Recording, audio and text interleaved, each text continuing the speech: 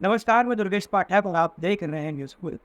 मेरा नाम तो लोग अक्सर जानते हैं और चैनल पर देखने भी आते हैं। इससे पहले भी हमने डाली थी वीडियो और लगातार डालते रहते हैं वीडियो। मगर ये जो शिकायत दर्शक से आज करना चाहते हैं कि लोग देखते हैं, व्यूज़ भी आते हैं, मगर जो सब्सक्राइबर्स का आंकड़ा है वो नहीं बढ़ पाता है, ऐसा होता है।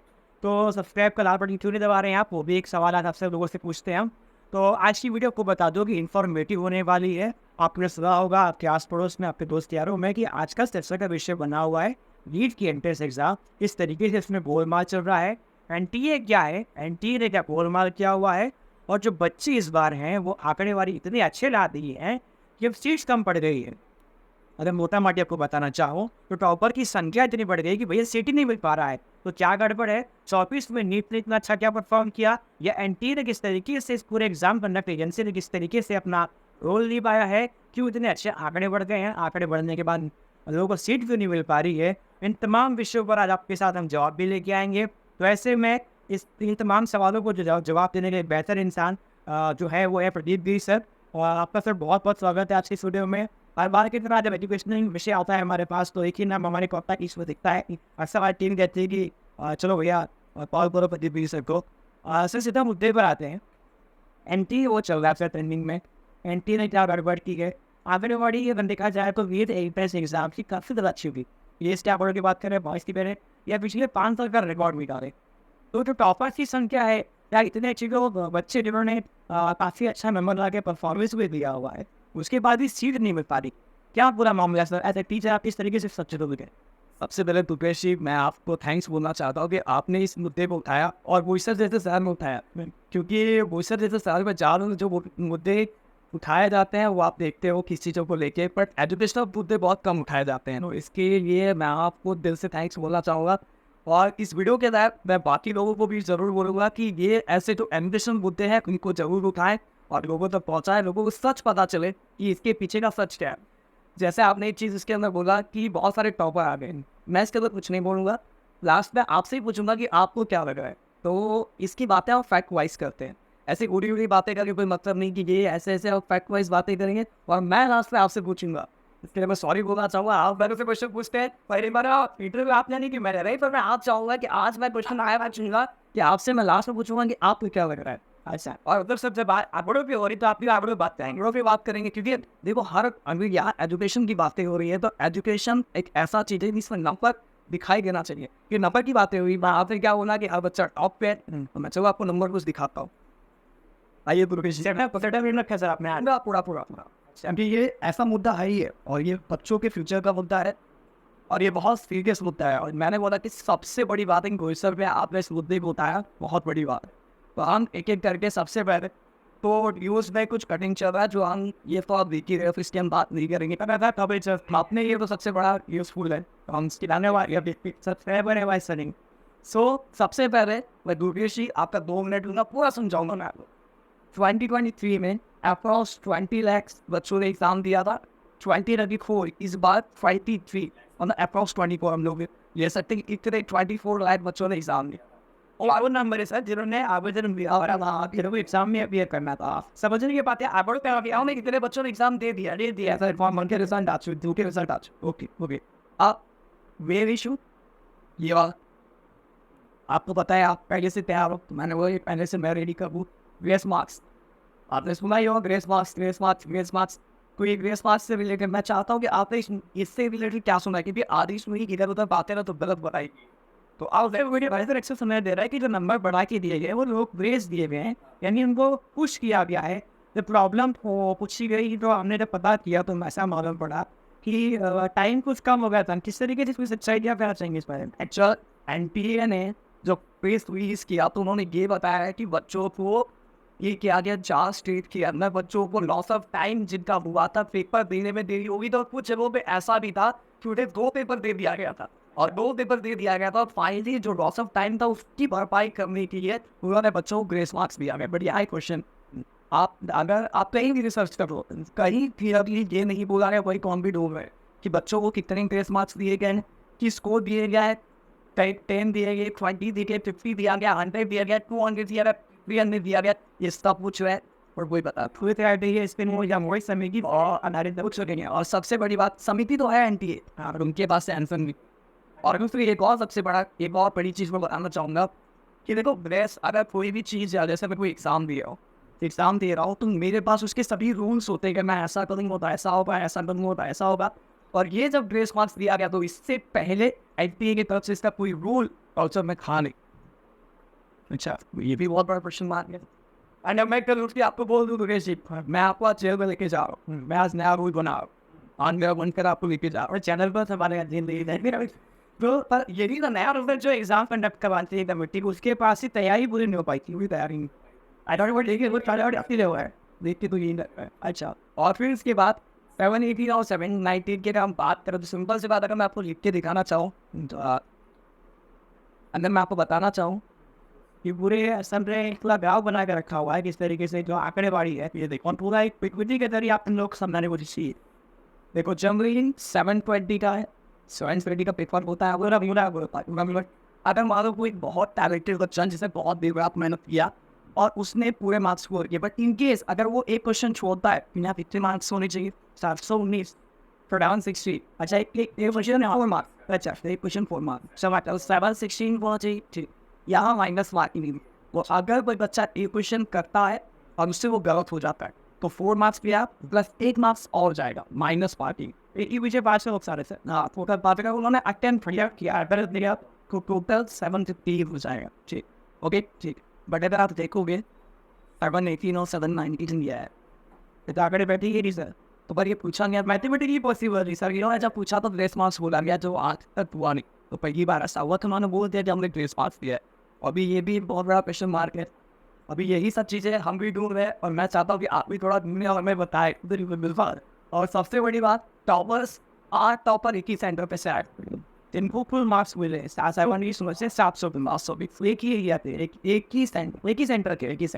अच्छा, अब मैं देखिए अच्छा हो सकता है जी, 20 से हो सकता है पहली बार पिछले 5 सालों का रिटर्निंग ऐसा हुआ ही, इतने तो टॉपर आए नहीं। अच्छा, इतने मैं देखा हूँ घर भी नहीं आया और इतने एक ही सेक्टर में इतने बच्चे टॉपर ने टॉपर आए, वो भी फर्स्ट रैंक। बच्चों मैं ये मान लेता हूँ second rank, third rank, fourth rank ये हो सकता है, बट फर्स्ट रैंक एक ही सेक्टर, एक ही क्षेत्र। और वो बच्चे दूसरे जगह पर जिस जगह पे तैयारी जहाँ पर रहते हैं, जहाँ तैयारी में जहाँ एग्जाम दे रही।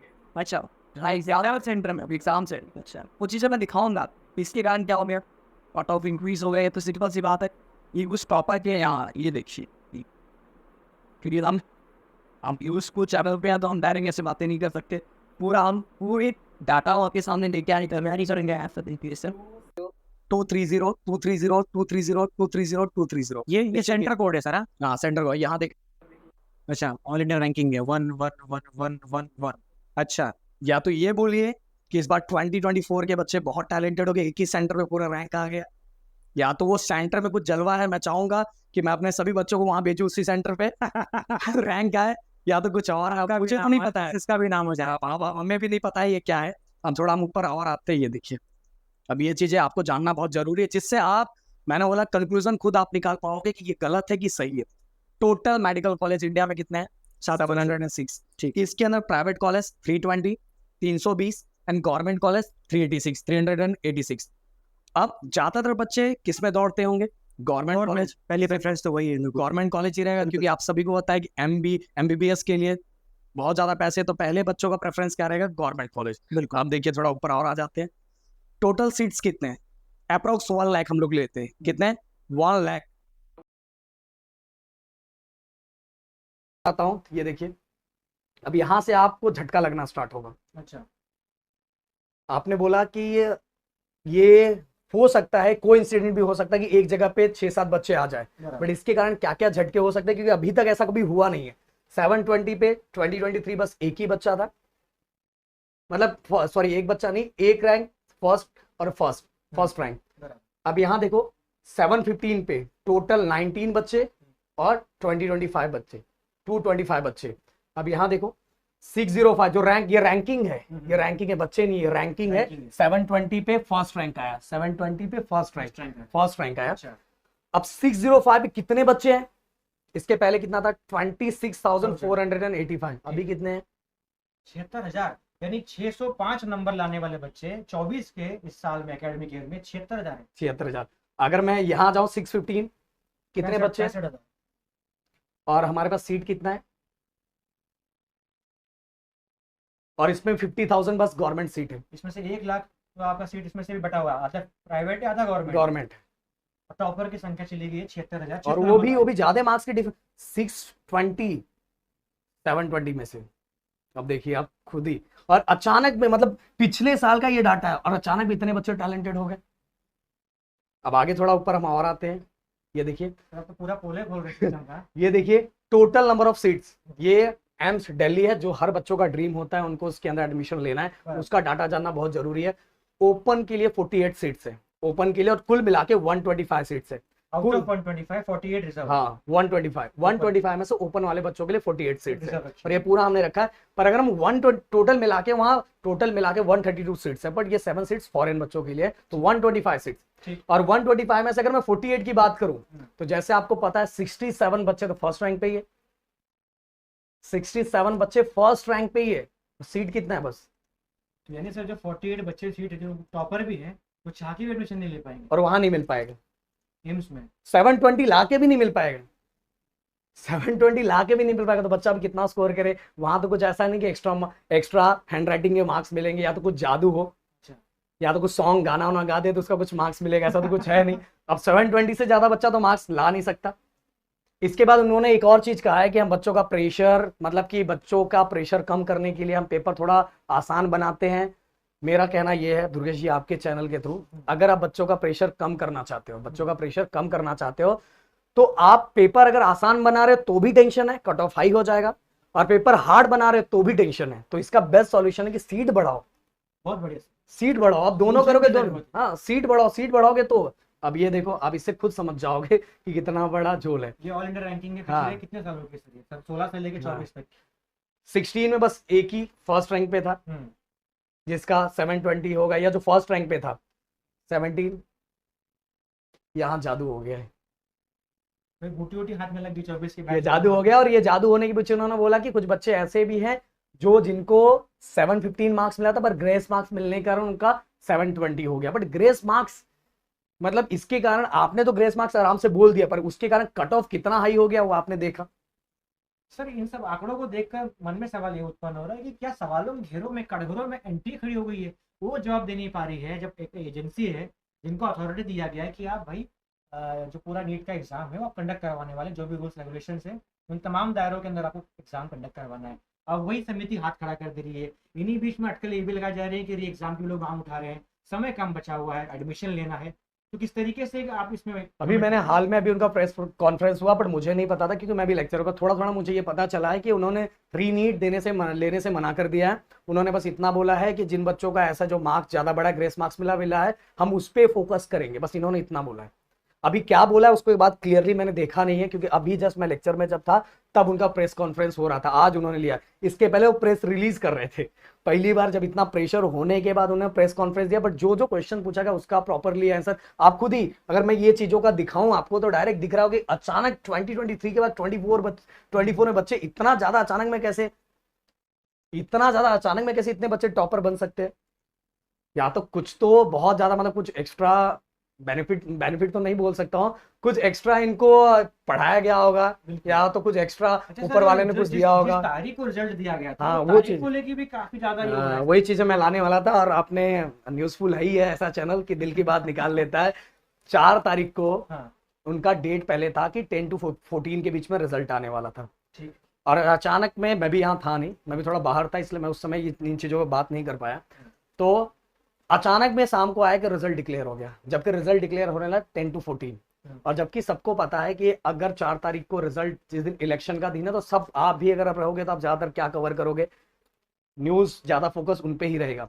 और उसी दिन ये क्लियर है, तो ज्यादातर जो बच्चे जितना स्कोर किया तो उसमें ही खुश थे, बट जैसी रैंकिंग आई उन बच्चों को शॉक लग गया कि इतना स्कोर करके बच्चों ने तो, कई बच्चों ने तो मिठाइयां भी बांट दी थी कि मुझे इतना। जब उन्होंने रैंकिंग अपनी देखी, उन्होंने इतने मार्क्स ला के ये रैंकिंग, मैंने एक सिंपल सा एग्जांपल बस ये दिया कि आप देखो बच्चा, अगर जो बच्चा, अब ये देखो 665, ये भी छोड़ो 700 पे कितने बच्चे हैं, 550 बच्चे, और एम्स का सीट्स कितना 48, ये भी छोड़ो 720 पे। मैंने बताया कि इस बार टोटल 67 है, 67 यहाँ गलत लिखा हुआ, 67 बच्चे हैं, तो 67 बच्चे हैं, तो उन बच्चों को खुद को सबको नहीं मिलेगा। और उन्होंने भी उसका बोला कि जब उनसे पूछा गया कि किन बच्चों को दिया जाएगा, कि सब बच्चे तो एक ही पे हैं। बराबर। तो उन्होंने एक दो, मुझे भी सुनने में मिला है कि उन्होंने एक दो राय ये दिया हुआ है कि जिनका एज ज्यादा है उन्हें प्रेफरेंस दिया जाएगा। मतलब अब तो मुझे पहले ऐसा होता था कि बहुत सारी जगह पे देखा जाता लोग एज कम करवाने के लिए दौड़ते थे। अभी बढ़ाने के लिए आगे बढ़ेंगे। वही तो, हमारा जो टाइम खत्म आपसे हो अगर पूछा जाए तो आप अपना एज कम ही बताओगे। गया। अक्सर से वही मानसिकता है, इंडियन टेंडेंसी।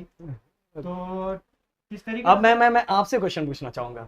इतनी सब चीजें मैंने दिखाई कि आप, मैं मानता हूं कि आप इस फील्ड के नहीं हो, बट ये सभी चीजें देख के आपको क्या लग रहा है? सर मेरा तो वही अभी मन में सवाल घूम रहा है कि जो एजेंसी है जो पूरा इसके लिए रिस्पॉन्सिबल है, तो जैसा कि आपने दो शब्द कही कि उन्होंने कहा कि हमने एग्जाम की लीनियंसी कम कर दी है ताकि प्रेशर ना आए।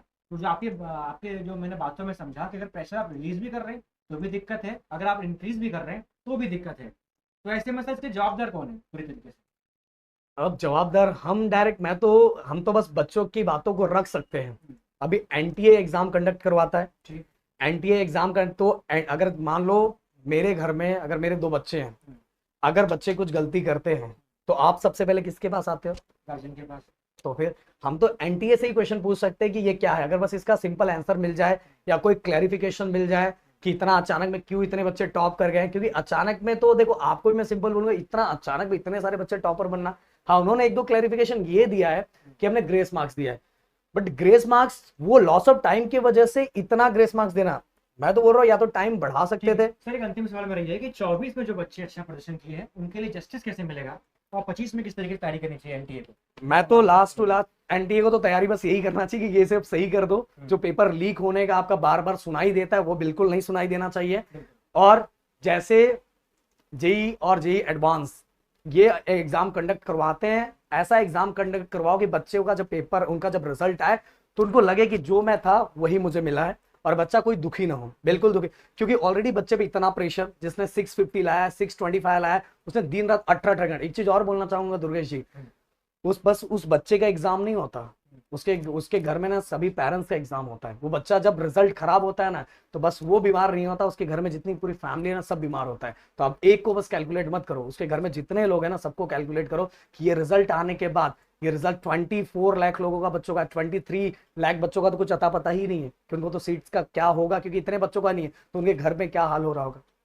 तो मैं तो यही बोलूंगा कि बस क्योंकि एनटीए या तो जितने भी लोग आप, हम लोग, हमारा मेन एक सबसे बड़ा फोकस बच्चों को लेके होता है।